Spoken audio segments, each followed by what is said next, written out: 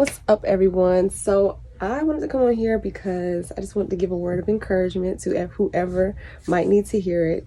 I recently, when I was doing a Bible study, I came across the story of Gideon in the book of Judges, and it resonated with me because it's just so interesting. Basically, Gideon, to give a little backstory, the Israelites have been messing up. God had delivered them from Egypt. He had brought them to the promised land, helped them to defeat their enemies and all that other good stuff. Yet, after a while, they had turned away from God and had started worshiping other idols and all that other stuff.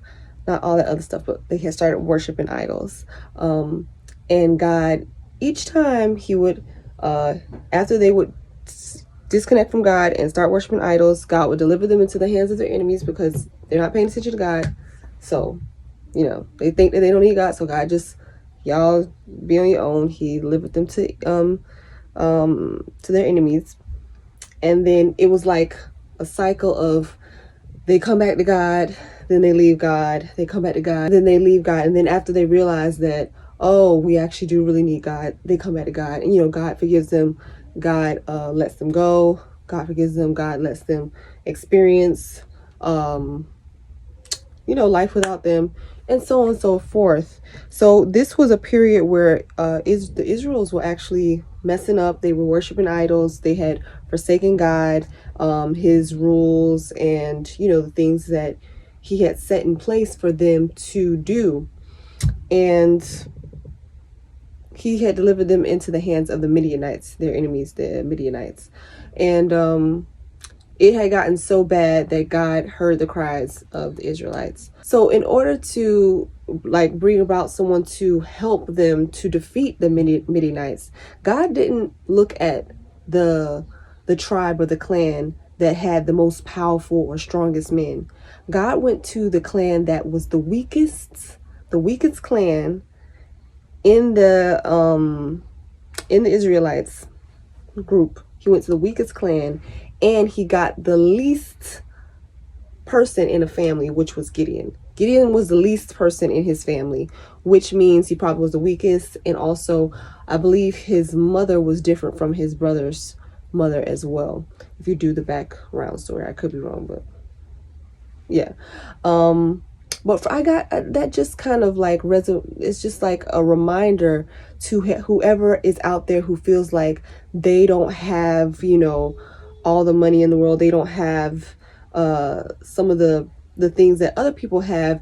They're maybe the least, they're weak, or not even so much of weak, but for anyone out there who maybe feels like they don't have enough, or they don't come from a well-to-do family, they're not strong, they're not, as per se, maybe beautiful as the next person or handsome as the next person, or they just feel, left out, or they feel little, unseen, less. Just to let you know that God he doesn't look at that stuff. He looks at the heart. And God will take things from places that people don't expect.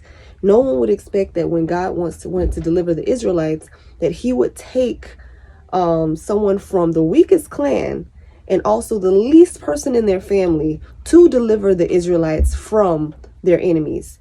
So this is just a little message to encourage anyone out there who's feeling left out, who feels like they're less than, that they're not enough. You are enough, and God sees you, and God can use you for any and everything that he wants to. You just have to make yourself ready and available for him to use you and move you in a situation. So that's just something I wanted to say. I hope you take it to heart. And read Judges, read the book. Read about Gideon, look it up on Google so you can find out the actual scriptures and whatnot, because I could be, wrong in some areas. But yeah, don't look at yourself like less than. God qualifies. It's not man that qualifies you. God, man sometimes qualifies you, but God is the one that qualifies you when you are unqualified. You just need to make yourself readily available.